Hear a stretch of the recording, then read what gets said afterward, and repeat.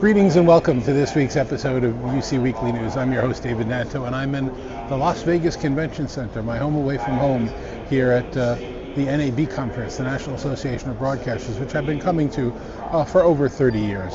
It's an interesting conference. It's interesting to see how broadcasting has changed and morphed and moved, from hardware, adding software, making more about content creation. Their slogan for years has now been where content comes to life. So we're here. We're going to show you what's going on. Namely, one of the interesting things is the north wall is closed. There's major construction going on outside. You can take a look at some of the video that's there, but it's really interesting that to see this in such the middle of turmoil. Hopefully they'll have this thing fixed by Infocom at some point. But it's interesting as you walk around the hall here the day before the show opens. It's Saturday and the show opens Sunday, which they switched to a few years ago, just to see the setups, talk to some of the people when they're not in their outfits that they wear for when the show is open, see them cleaning the garbage, see them laying the carpet at some point later today. It's just an interesting experience to be on a show floor as they're setting it up. If you've never had it, I certainly recommend it. Of course, you have to be using an exhibitor badge, which of course I am using. So I'll switch from that to my regular badge tomorrow. I'm going to talk to some guests today, some exhibitors that are here, some friends of ours that I'm sure you know. So stay with us. It's going to be a good show. So this is one of my traditions when I go to a conference in Las Vegas. We are sitting at morning brunch just before the NAB show opens. This is Sunday, is the first day, actual official day of the show. And I am here with two people that have been on my show before, Mike Brown-Cestero and Chris Neto. How are you, sir? So, Chris, what brings you to Vegas for NAB? That's not traditionally an AV show. Not traditionally an AV show, but we're seeing those worlds collide. There is a crossover that has been happening for some time. Me personally, I have been very interested in what's going on in this show because I am from that camp that believes that the YouTuber generations that started with a little tiny webcam have moved into a higher end production value. So they would be showing up at these places. So those same people that are upping their game at home are the same people that are going back to corporate world and upping the corporate world's video game as well. It's not just going to be a webcam anymore. You're looking at a higher end camera, a better production, and better audio. It's not, even as we sit here right now, 5 years ago you would have been struggling to do this just on using your phone's microphones, and here we are with technology is better now. I have this 4 wireless microphone system, Absolutely. So we can all be mic'd at the same time. Exactly. The slogan of the show has always been, at least for the last 8-10 years, where content comes to life. Mm-hmm. So I think one of the halls is stressing content creators as opposed to technology this year. And content creators are definitely a targeted audience, and in the world of AV, I don't think we pay attention to that. We worry about the conference rooms, but now the conference room is not just a conference room. Conference room hasn't been a conference room for many years. So now you're getting the mixed use. Back in the day, the mixed use was, we're going to do a training room that's going to double as an auditorium, divisible space. That's what AV thinks of content creation, right? That's how we used it. It had to be multi-purpose. Right, now, the corporate version of the gymatorium. Yes, and now it's completely changed the conversation. For now, it's a production kind of setup. So what do we do with that, right? How do we improve on that multi-purpose idea or that new mindset that a lot of these new marketers coming into our corporate worlds are now bringing? Because it's not just about hiring a production company to come in and shoot your CEO. These are everyday videos that are being built, a 30-minute video that's basically edited down into 10-minute segments that are putting on their intranet, not even the extra net, the outside stuff. So Mike, the last time the three of us were together, we were in Nashville a few weeks ago for the Tableau Nashville show. Yes. Right? What was your fast impression of how that show turned out before we talk about NAB? So I know you're still, tallying numbers and we're still waiting on some final invoices and some other odds and ends to actually get down to the nitty gritty of it. But all in all, great show. 58 exhibitors, probably somewhere around 220, 240 attendees. Registrants was somewhere around 400. And we had a great variety of people there as well. We had worship folks, we had production folks, we had install folks, we had end users, we had students, which was great. I always love to see the students come out. So all in all, super happy with Nashville. We'll be back for sure. Okay. So how do you compare a show like yours, small regional show, to something here like NAB? Smaller trade shows, larger trade shows, they all play a role, and it can be a little bit different. Obviously, you take a show like NAB, it has an international audience. I forget how old it is now, 30, 40 some years. Got to be more than that. Yeah. Maybe 50 years. But even on a smaller scale, if you look at the Texas Association of Broadcasters show every August, that's always very well attended as well.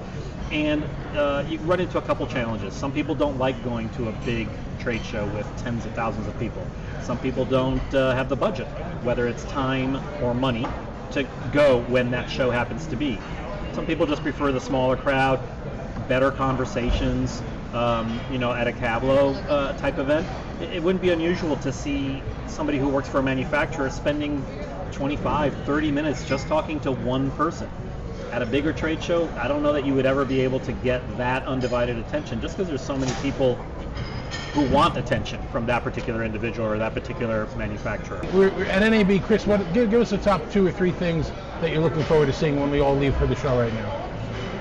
So a couple of things that I'm interested in looking at is obviously being in the audiovisual space, cameras are a big deal for us, right? What's the latest in the point tilt zoom or the PTZ space? You'll see them here. There's a lot of different brands and manufacturers here with their robotics cameras. So that's an interesting conversation. I look at that. I also look at just a couple different things like the studio setups, right? Lighting is not something that we talk about every day, so I look at that. You can't have good video without good lighting. End of story.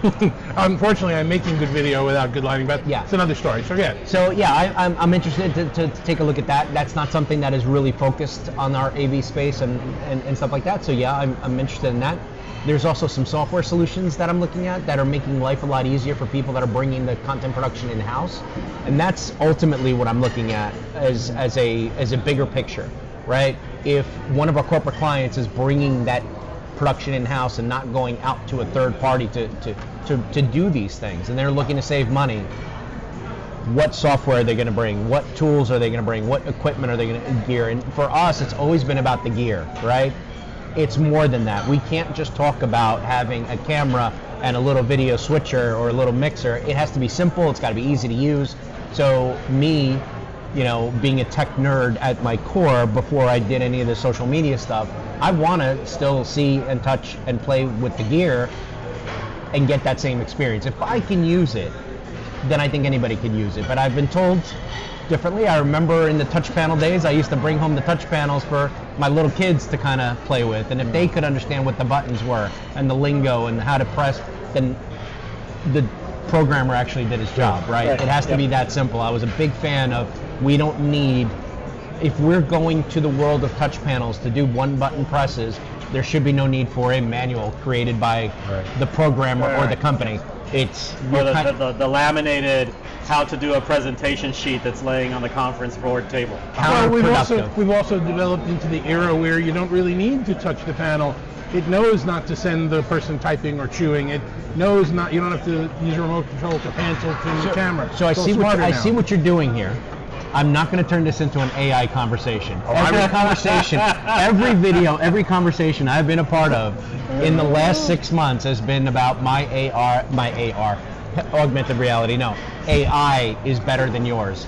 And I'll be honest with you, whoever it is that is going to go out and make life easier for somebody is going to win that battle. But as of right now, yeah, listen, it's sort of like saying my Yugo is better than your Yugo. Yeah. It's still a Yugo. They all suck. In our world of audiovisual, AI has been relegated to just camera tasks. There's a difference and between audio tasks, machine learning, and generative AI, which is an incredible hype train right now. Yes. According to the AI and LinkedIn, I'm here attending an NBA conference this week, and CNN is covering it.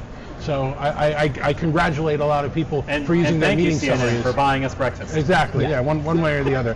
So, and the other thing we should be looking for at the show is partnerships are back in vogue again. You had Nareva and Sony with their pan tilt zoom camera are now approaching corporate America with some of their strategic alliances were always meant to happen, except it seemed like it just took a little bit for the AV manufacturers to kind of play nice together, because Well, we all loved yeah. our walled gardens, Yeah, right? yeah. Everybody liked to play in their own ecosystems. But the and it's other, wild. I think the other challenge to some of these strategic partnerships that to us make a ton of sense, even sometimes on a very specific brand level, where we would go, you know, who should partner up is so and so and so and so.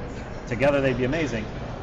Is that I think part of the challenge for that is you can get anything you want off the shelf in China and put your name on it. And so a lot of manufacturers want to be everything. I saw yesterday, I got a notification in my LinkedIn feed that there's an assisted listening company that's now doing conferencing audio. And I'm like, you know, I haven't heard the product. I haven't used their microphones. I'm sure it works well, otherwise they wouldn't have come to market to it with it. But did we need? Well, that's an another interesting theme that's going to come out at Infocom this year, and it's something that I believe it's up to us, the professionals in the industry, to start explaining to end users. Is as they look at a product from a company in a booth, they have to start getting used to asking the question: did you make that, or did you buy it and slap your label on it from some ODM?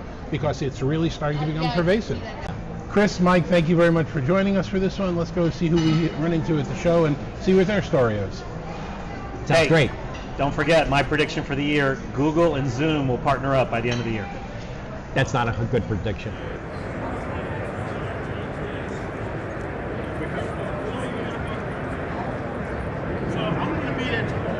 How you doing? I am Frank Padikkala. I'm a senior technical sales engineer, and I work for Audinate.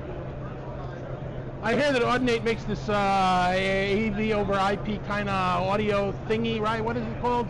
CobraNet? It's called Dante. Dantonet? Dante. Oh yeah. We okay, are I the heard that. creators of Dante technology, and just to give you some stats that I've memorized vigorously, we do have a very significant market share, about 90% of the audio over IP products.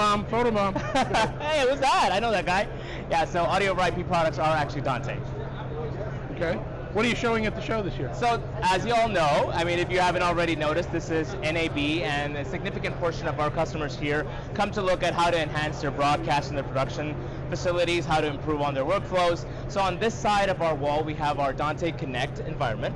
Dante Connect basically gives you the ability to take your Dante workflow that you have on-prem and take it into the cloud. So we leverage the cloud as an infrastructure platform.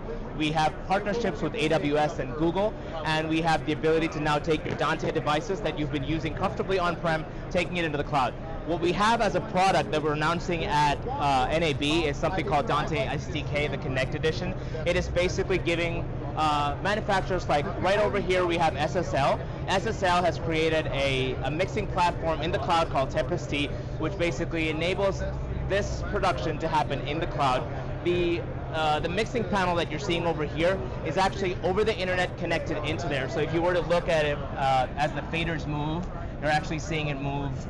And whatever you're seeing on the screen is actually in the cloud. This is actually a remote desktop connection into a cloud-based instance. So I could actually be mixing an event and not be at the event. Correct. The whole point of There'd be a little bit of a delay involved in the... Well, so that's the good thing about it.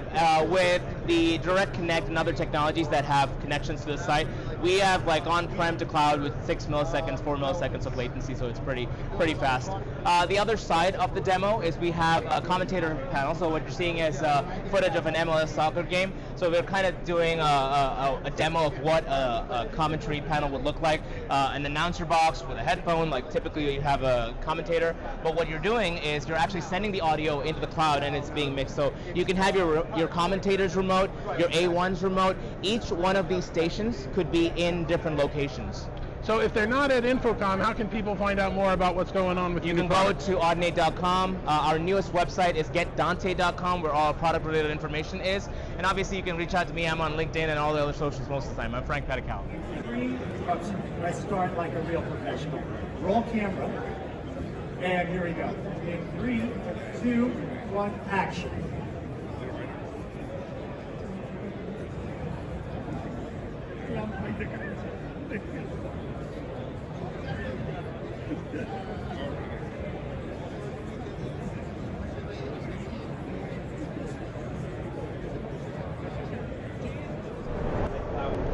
Hi, I'm Camille Burch, Marketing Director with Neoti. I'm so excited to show you our new Pantone validated DV LED display.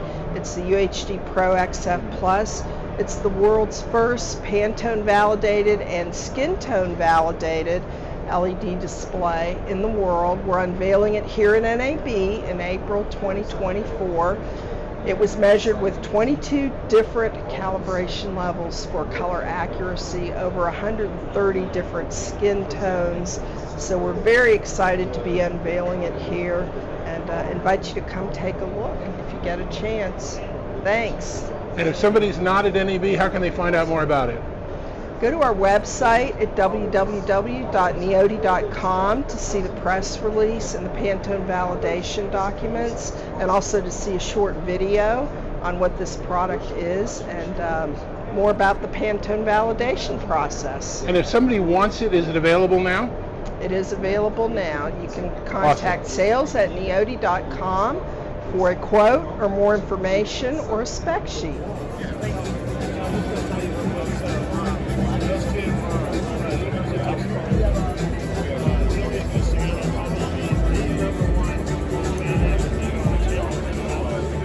Well, good morning and welcome to NAB 2024. My name is Ben Nemser. I'm the CEO of Nemel Electronics. We are a manufacturer of fiber optic and copper cabling for broadcast and audio video. And why are you different than the other manufacturers? Well, we're different because we're a vertically integrated manufacturer. We do everything in-house. We start with raw copper, and we do not only the cable bulk manufacturing, but we do terminations, assemblies, hybrid cables. We do all types of metal work in-house, and we supply complete systems ready to plug in and use, made to your specifications. And in-house, you do it in Florida, right? In Florida. Our plant is in Miami. We have all of the equipment in Miami, both the metal work and the cable work and the termination. So from Miami, it's easy to ship to the United States. It's also easy to ship to South America. Miami is a major transportation hub for the entire Western Hemisphere. So from our plant, we can have goods pretty much anywhere in the hemisphere within a day or two. And if I'm watching television at home or in the hotel, odds are I'm watching live production from a studio that's using your cable, right? Well, there's a good chance. We're not in every one. We're still trying. But we have had the great honor to be in a lot of the major television networks in North and South America. And Ben, I was talking to you before. I was thinking this morning, we have been working together, and I've known you for 36 years at this point. So that dates at least how long I've been coming to NAB, but it was probably before that as well. Yes, and that's an amazing amount of time when you think about it. But it's been wonderful, and here's to another 36. Absolutely. So if somebody is not here at NAB and they want more information about your company, how do they find out? Well, there's quite a bit of information on our website, which is nemel.com. And we also list our phone numbers because we still do answer the phone. And of course, there's email contacts. So there's many different ways to get in touch with us. You can download catalogs, you can send a message and we'll email them to you, or whatever works best.